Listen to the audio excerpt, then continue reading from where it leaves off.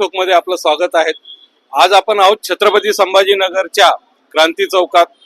Maharashtra Republican पक्षातर्फे आज इथे एक आंदोलन करण्यात आलेलं आहे। आपण थेट त्यांच्याशीच बोलणार आहोत, जाणून घेणार आहोत देशाच्या सर्वोच्च पदावर बसलेल्या सर्वोच्च न्यायालयाचे न्यायाधीश भूषण गवई यांच्या बाबतीत जो निंदनीय प्रकार झाला त्याबाबत त्यांनी आंदोलन केलं। आपण जाणून घेऊया राहुल वडमारे यांच्याकडून आहे। सर्वोच्च न्यायालयाचे न्यायमूर्ती भूषण गवई यांच्या बाबतीत जो प्रकार घडला, काही मोजका समाज, काही मोजके पक्षच याचा निषेध करत आहेत, याकडे तुम्ही कसं बघता?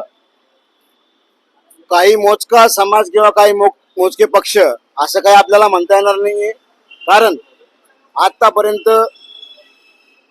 सर्व ग्वालियर मध्ये जेवढे बी आपले वकील बांधव आहेत, सगळे जे लोक समाज आहे तो आतापर्यंत रस्त्यावर उतरलेला आहे। भाई चंद्रशेखरजी आझाद रस्त्यावर उतरलेले आहेत, महाराष्ट्र रिपब्लिकन पक्ष रस्त्यावर उतरलेला आहे, आंबेडकरवादी समुदाय पूर्ण रस्त्यावर उतरलेला आहे। संविधानिक पदावर बसलेल्या देशाच्या सर्वोच्च न्यायालयाच्या न्यायमूर्तीचा अवमान झालेला आहे। संपूर्ण भारतभर नाही, संपूर्ण जगभरात ही घटना बघितल्या गेलेली आहे, पण सरकार याबाबत बोलायला तयार नाही। काय वाटतं? मुळात केंद्र सरकार ही मनुवादी स्मृतीचे आहे।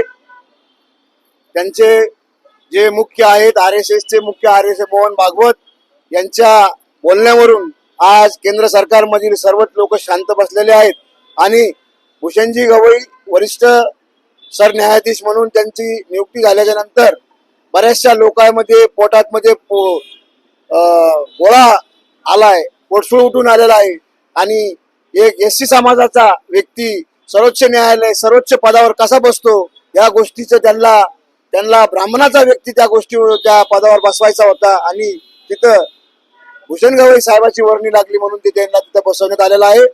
आणि त्याच्यामुळं हा सगळा प्रकार, हे सगळे जे बांडगुळ आहेत, अनिल मिश्रा, राकेश पंडित, हे असे बांडगुळ जे RSS ने पाळून ठेवलेले आहेत, हे लोक हे करायचा प्रयत्न करत आहेत।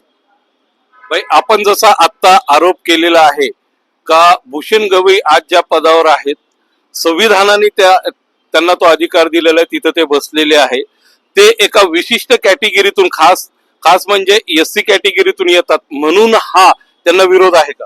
यस, हो भाई, याच बरोबर आपण ज्या संविधानाने भूषण गवईंना त्या पदावर बसवलेलं आहे, त्या सर्वोच्च देशाच्या न्यायपालिकेच्या सर्वोच्च पदावर भूषण गवई बसलेले आहे। ज्या संविधानाने त्यांना तो अधिकार दिलेला आहे, ते संविधानच बदलण्याचा सरकारचा हा घाट आहे। 100% संविधान बदलायचा त्यांचा घाट आहे।